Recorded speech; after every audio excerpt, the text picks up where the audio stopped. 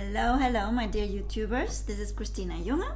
I'm going to talk to you about some very counterintuitive points about a narcissistic mother or a narcissistic person and how you're going to be surprised how they come out and what you really can do about it.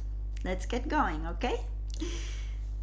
I will give you 6 points which distinguish a narcissistic person, which distinguish an aggressor person, yes, and you can recognize them, you can see them, and the last point of those, the bonus point of these points I will give you is something which makes you understand what you will have to do for yourself and in your life. First is a discrepancy between private and public behavior, minimization and denial of which part they are having in this relationship, all right? Always blaming others for everything what's happening, very controlling behavior, being jealous and possessive, and the manipulation of other people around in your in the area where you're with these people. So these are 6 points, and I'm going to give you the 7th point once I get to it. One thing which is well known for everybody, I think if you have learned a little bit about narcissistic mothers or about narcissistic people, you will know that there is a difference between the public face they are holding and between the private face they are holding, possibly only with the victim, though it can be also with more people than just one victim taken care of here. This is very well known. You might know that narcissistic mothers have a double face. One outside of the narcissistic relationship, and people will applaud her all over the place, and one face inside of the narcissistic relationship where there is a victim, which when you were still young you didn't know about those dynamics. But once you grow up and you educate yourself in the dynamics, then watch out. I don't want to hurt you, but I really want to say this because this is really, really, really, really, really important for your healing process. It is that you consent, that you keep on consenting in being in this relationship with this narcissistic person, because you keep on engaging in those dynamics. Of course you don't know about them, but it is actually your task to look for help and to see how you can get out of all this way of relating, and what it also usually has entail is relating to other people in a very similar way and having very similar relationships or unsatisfying relationships with other people. Minimization and negating, like just being in complete denial over what is really happening in those dynamics, having very aggressive behavior, being very entitled, being very grandiose, being very letting you down all the time.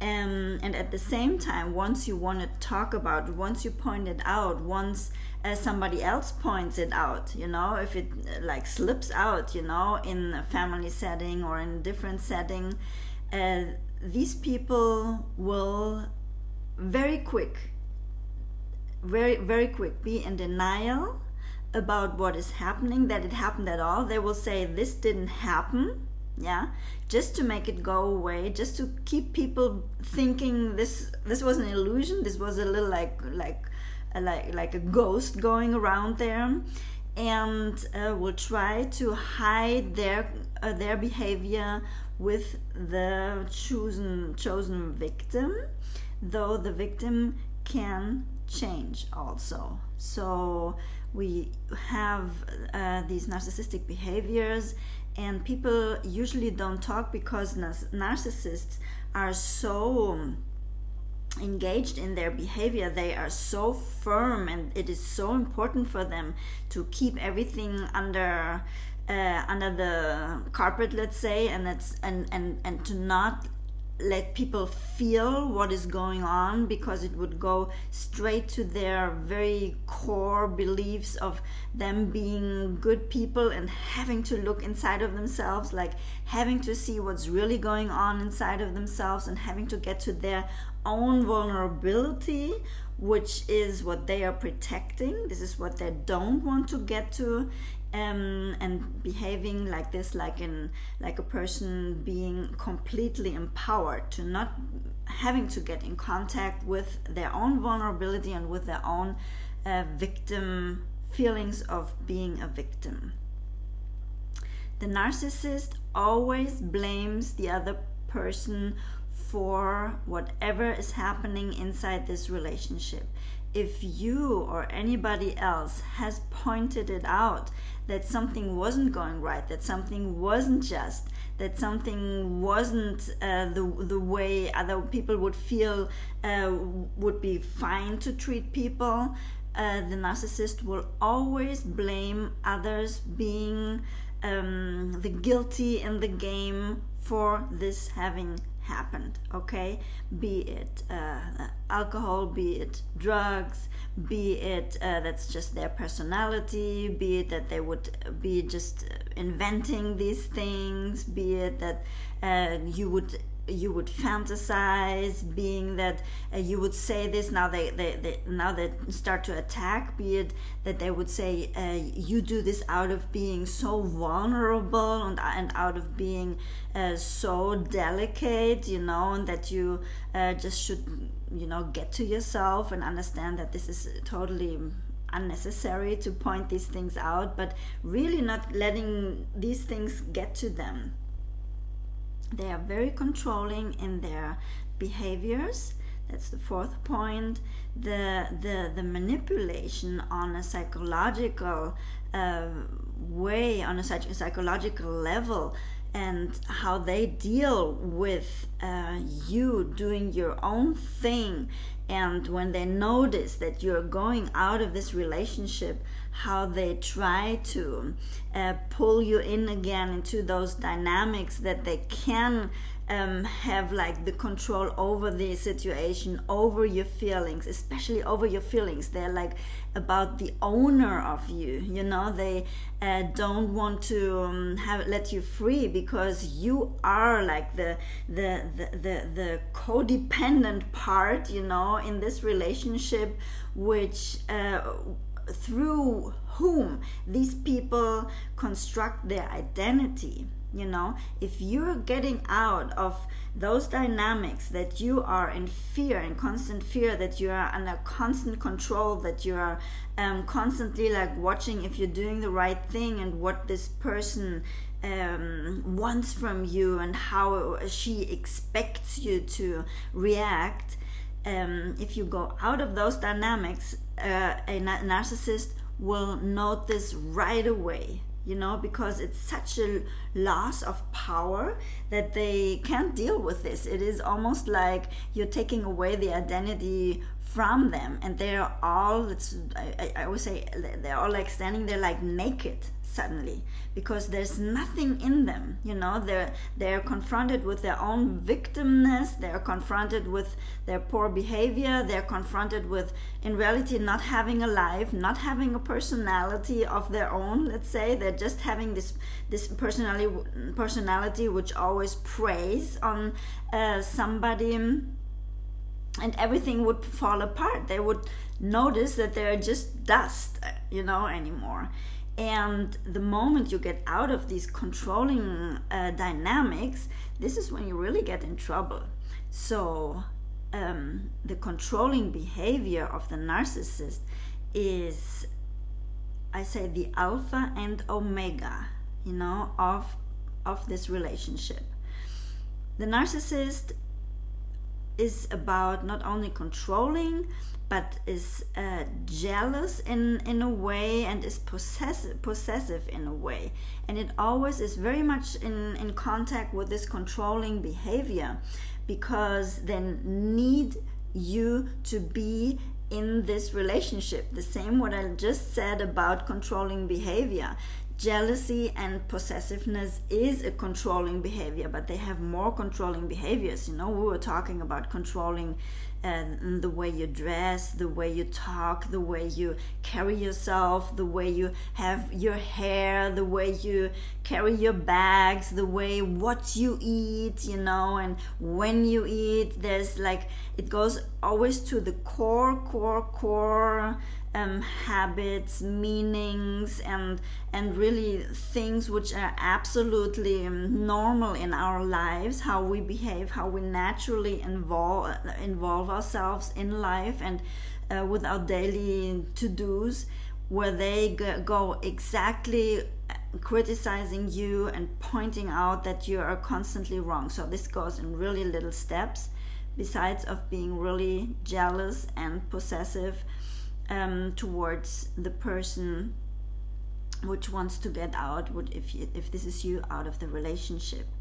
The manipulation of siblings, the manipulation of people around you, the manipulation of inclusively your friends, inclusively your boy or girlfriends, is part of the narcissistic behavior. A narcissistic person wants to have, again, this entire control over you, over everyone who could possibly strengthen you. So this person wants to cut bonds, wants to isolate you, wants you to feel insecure. Everything what these people usually have, because narcissists are not really popular. Narcissists are not empathic. Narcissists don't feel with others. Narcissists can't relate to others. So they're living a pretty lonely life. I mean, they can get out and boost themselves up and show that they can, and that they do, and that they make, and that they are capable, getting their entire ego boosted up. But then they go home and they withdraw, or they withdraw with this chosen victim whom they are constantly letting down and telling how they are so much lower than they are. So manipulation of everybody, be it your kids, be it your husband, your wife, be it your friends, or be it whoever is close to you, can be, let's say, the object of the narcissist to influence on letting them understand that you are not, or cutting you off there, or manipulating in a way that you feel like you don't want to be around those people, that these people in your mind start being viewed very critically, so you don't even want to be around those people anymore. Though they can also do the triangulation on gossiping and on telling really weird stories to others, which then come to you, like telling false stories. This is also an option.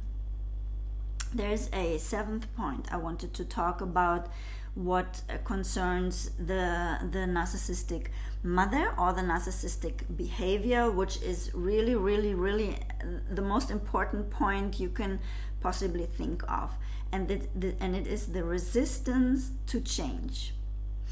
If you understand that you have possibly honestly talked to this person, if you are that empowered.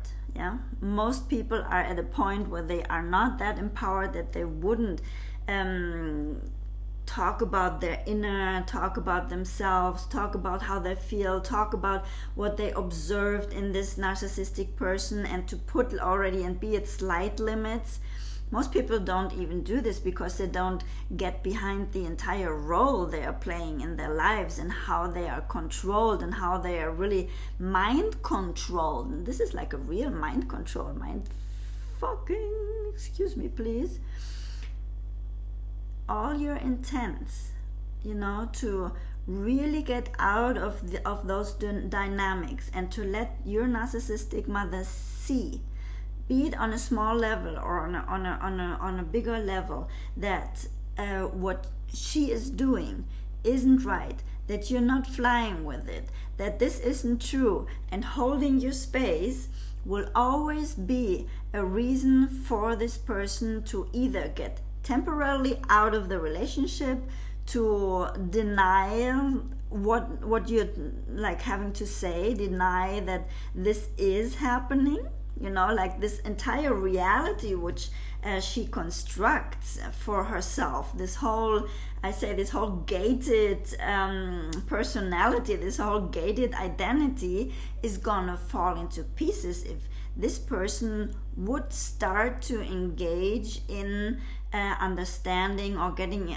what you want to tell her, or getting into a change of their conduct, getting into a change of their thinking, getting into a change of how they are treating you, and maybe specific situations, if you were capable of already seeing it and pointing it out. And you very, very, very well know that the moment you point out things with these people, first of all, I always say they know it before you do it. They know it in your energy level when you have made up your mind that you want to change something in the relationship, that you have to tell her something, that there is something you need to point out, and where you need to set boundaries little by little, to lift up your inner worth and your dignity, let's say, when you start loving yourself more than wanting to, let's say, prove to her that you are good in the end, that you are right, that you are lovable. This is the moment where she already notices before you start talking, before you start approaching her, that something's up, and she's gonna sabotage it.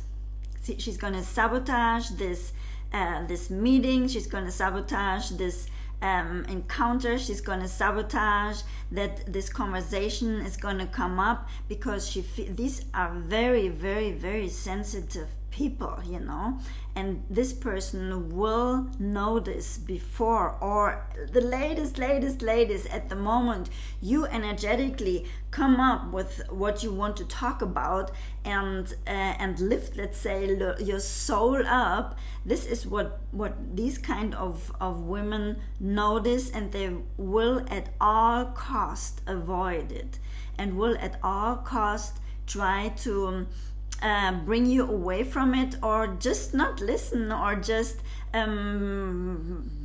exposing like a childish behavior. I've seen these things, or being really aggressive, being really dismissive, or being whatever they can invent, that this energetic level is not being upheld by you, but is going to be broken again. This person needs you to be broken. And they need you always that much broken, just a little bit more than they are in their minds. You're not, of course, you're not. But the feeling, like the energetic feeling of having you under this lid, let's say, where they can still manipulate you, where they can still make you question yourself more than them, that's where they already gain, that's where they already are feeding off. So once you lift up your energy level, once you lift up this idea towards yourself that this is not gonna fly with you anymore, that you're gonna take care of yourself first, that you're not gonna ask her anymore for her approval, this is what she will notice. And she will avoid this kind of conversation and this kind of empowerment from your side. So, what can I tell you? I can tell you only one thing, always and always and always. this woman, you don't owe this woman anything in life. You might not notice or might not have noticed, but you don't owe anything to her, and she doesn't owe anything to you. Not an apology, not that she will love you finally, not that you will, change her conduct, nothing. She doesn't owe anything to you. You owe everything to yourself. And when you understand that it is now your turn to really get in contact with yourself, to really start loving yourself, to really start listening to this, I call this chaos you're having inside of yourself, where you're trying to understand what's happening, like putting in your mind together the things, that they fit, but staying confused because it doesn't get right with your feelings. I say everything which is down here.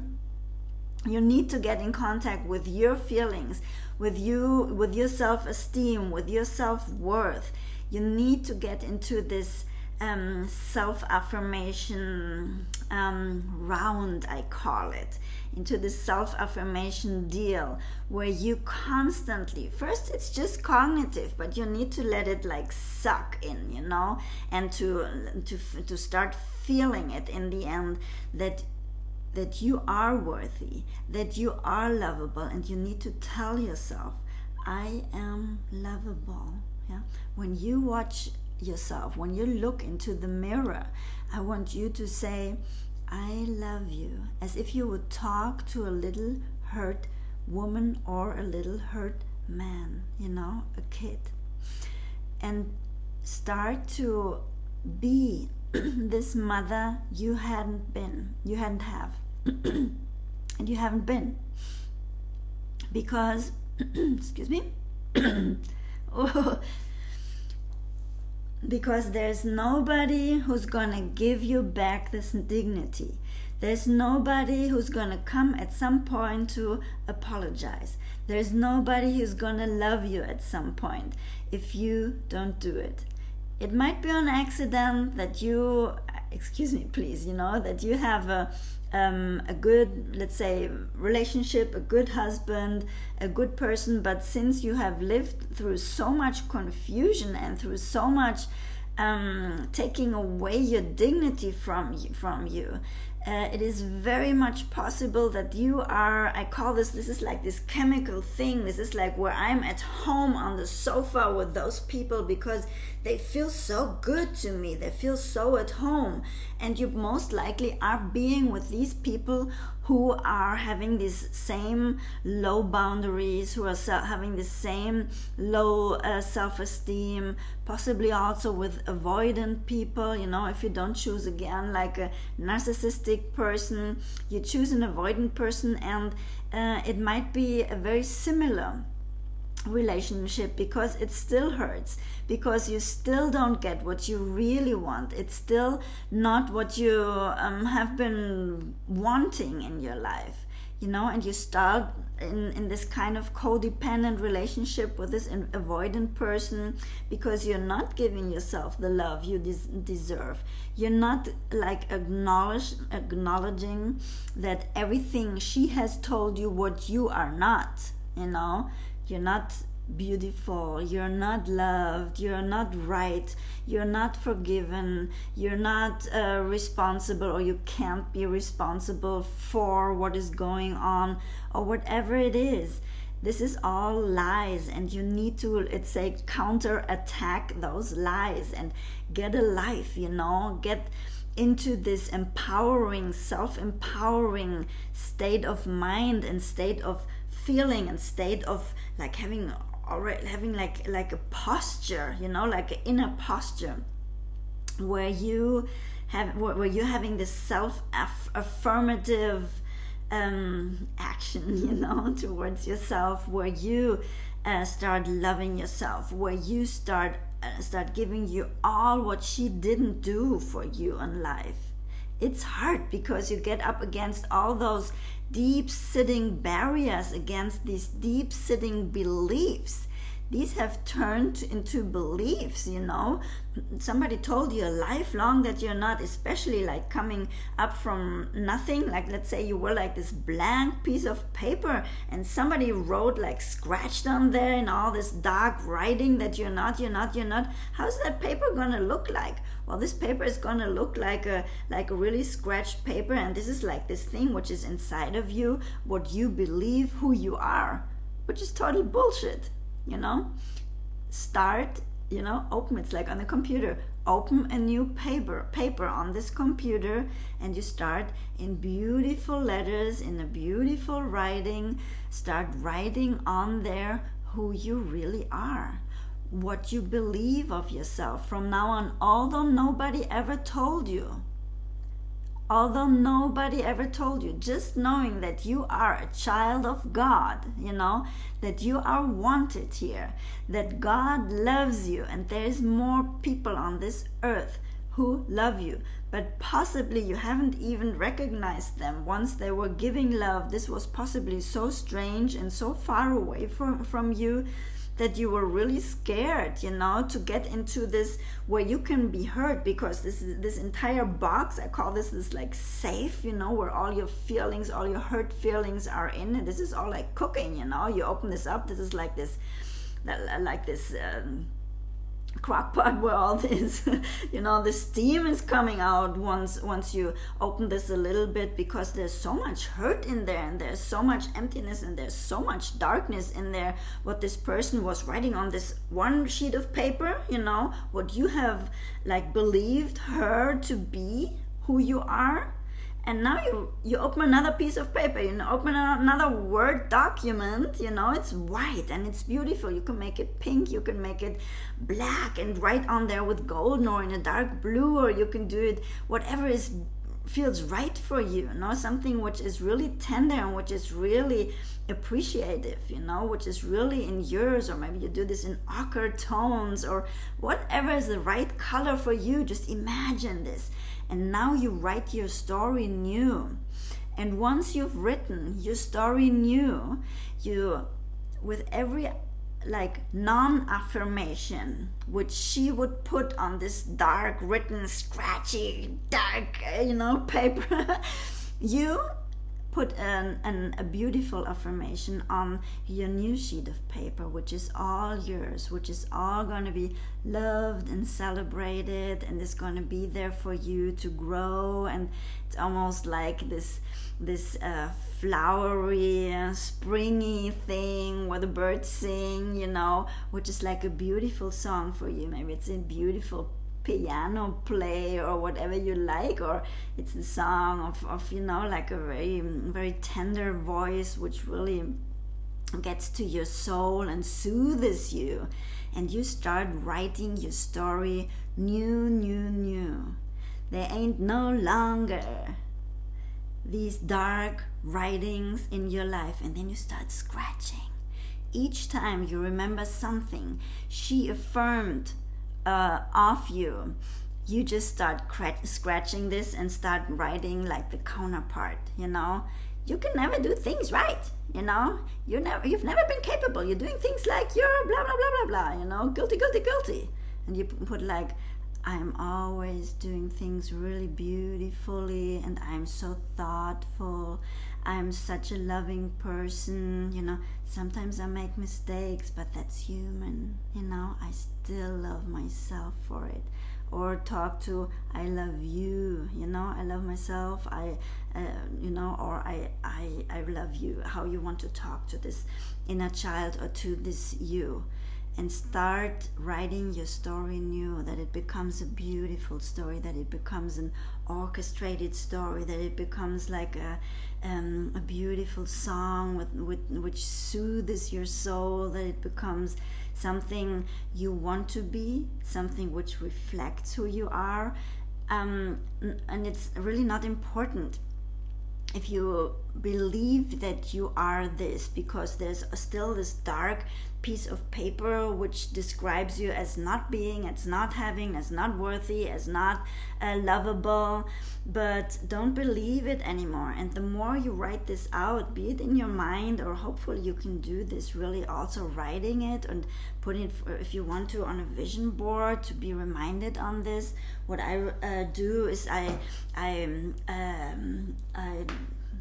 how do you say, tape it on a voice message, and I listen to it at night, but really write it out first, you know, who you are and what you're going to be doing and the beautiful things you're having, but speak it on there in a really beautiful voice, that it sounds soothing, that it sounds all yours, you know, that it's all here, you know.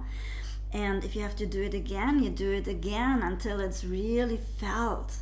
And then you listen to this every night and every morning, you know, whenever you feel you're off balance, you just start listening to these beautiful things, okay? And this is what you are. And then you become this more and more, because your subconscious mind will start to believe that this is you.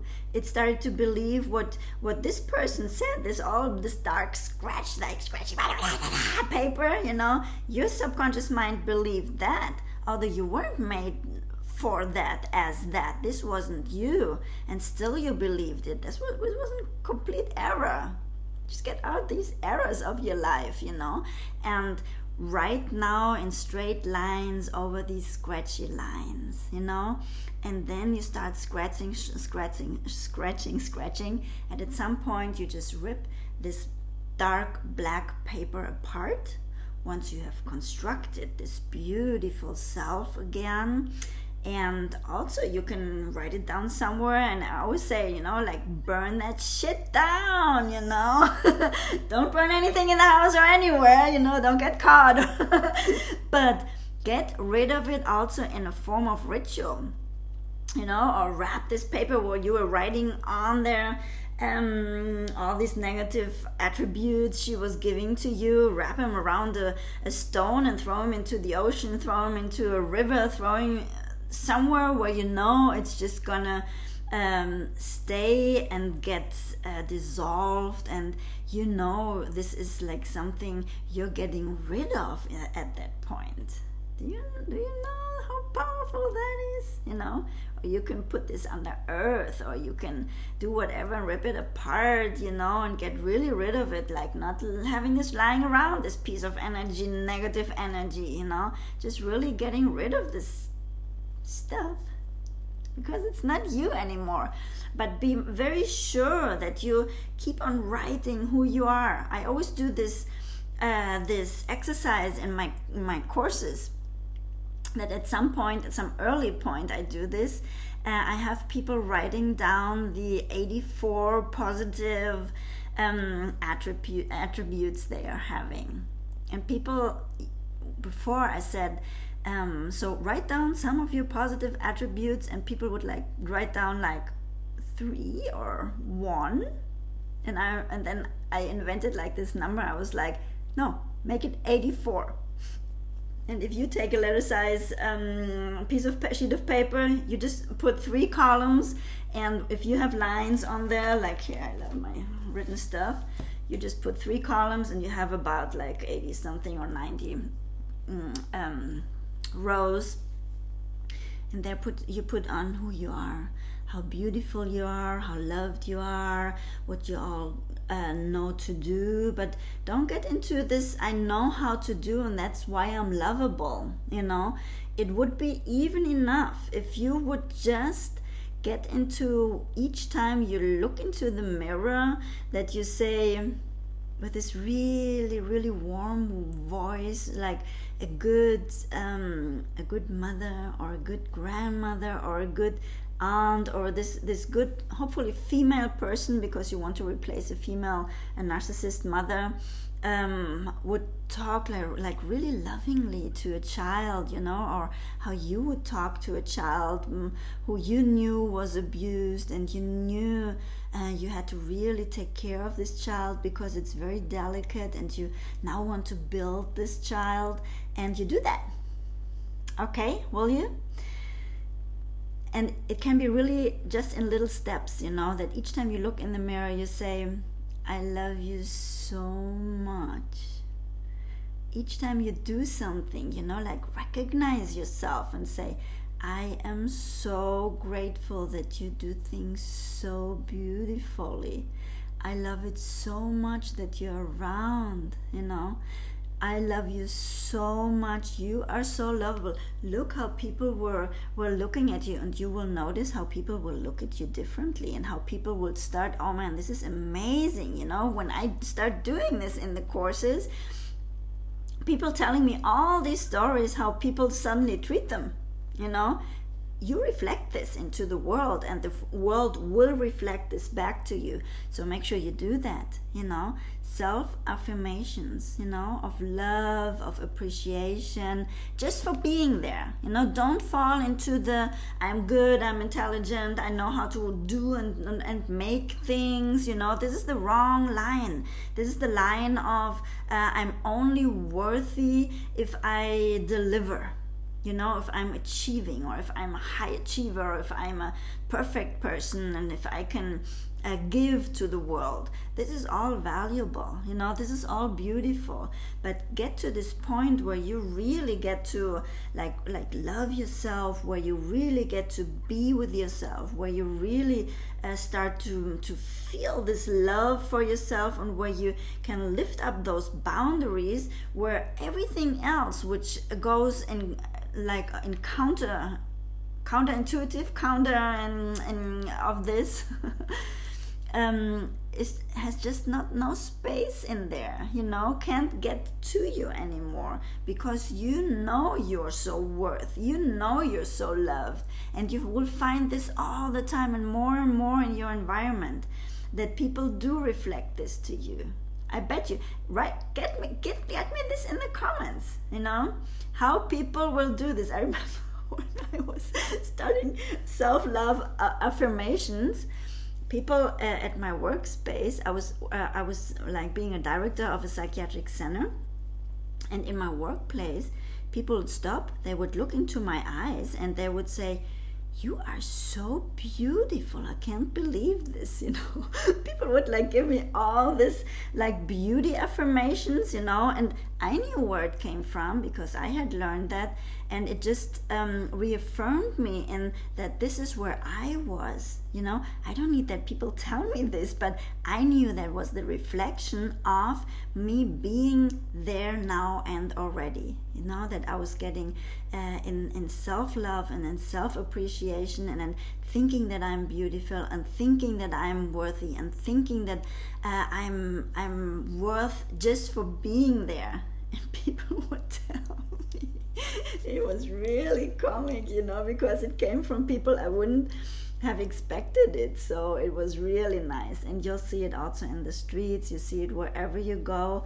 When you get into this sitting inside, you're being inside of yourself, having this peaceful position inside of yourself, where you are loved, where you are in peace, and people will look at you differently. You will notice, and combine this with self-care.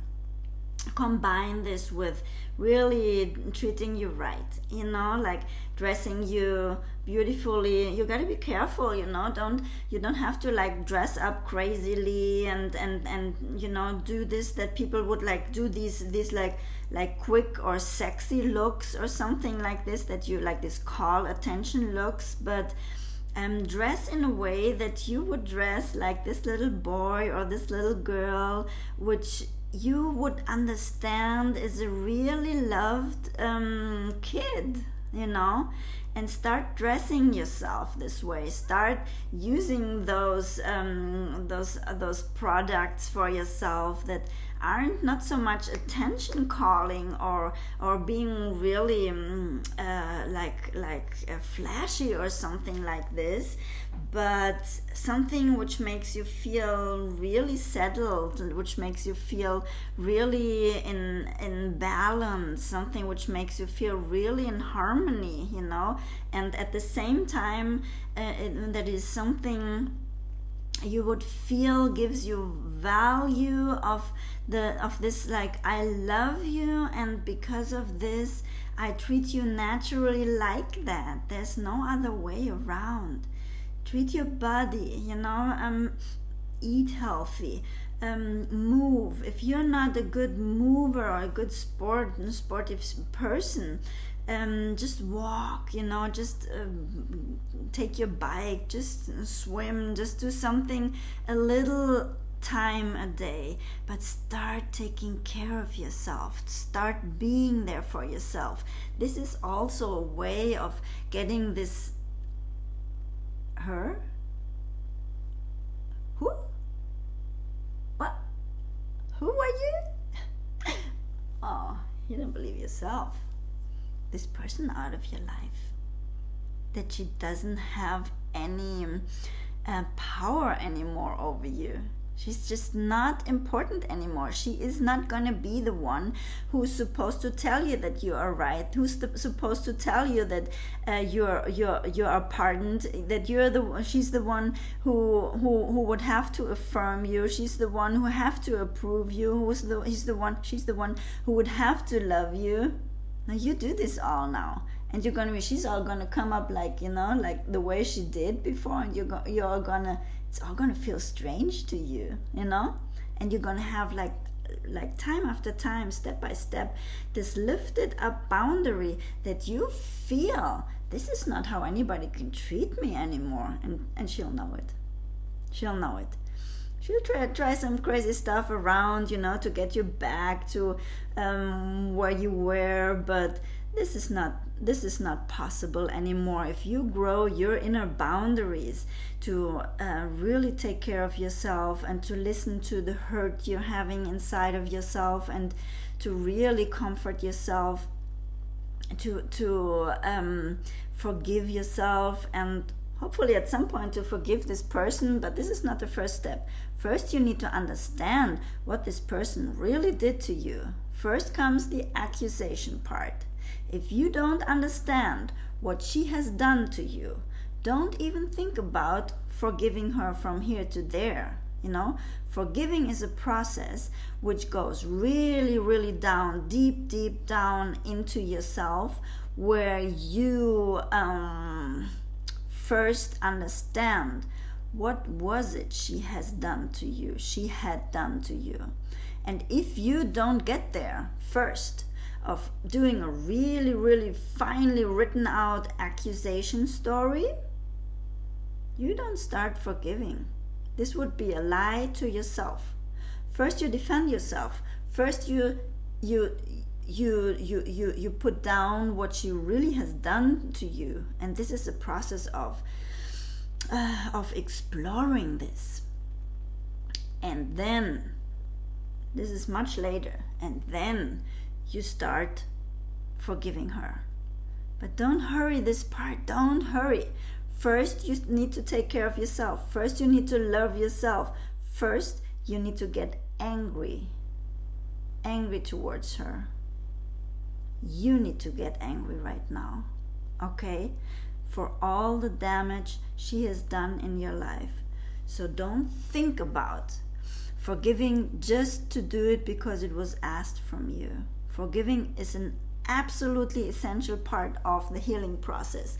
But when I'm talking right now to people who haven't put healthy boundaries towards a narcissistic mother, and possibly other narcissistic people in your life, I don't know about your spouse or your partner, let's say. It could be good people, God forbid. But the probability that you have a boss or somewhere under you or somewhere in your team or some of your friends or I don't know who also has narcissistic qualities is just very high. And they will always be there. This is not the problem, of course it's a problem, but this is not going to be your problem anymore. What you really need to understand is what happened there. What did she do with you and to you, which you don't want to have in your life any longer.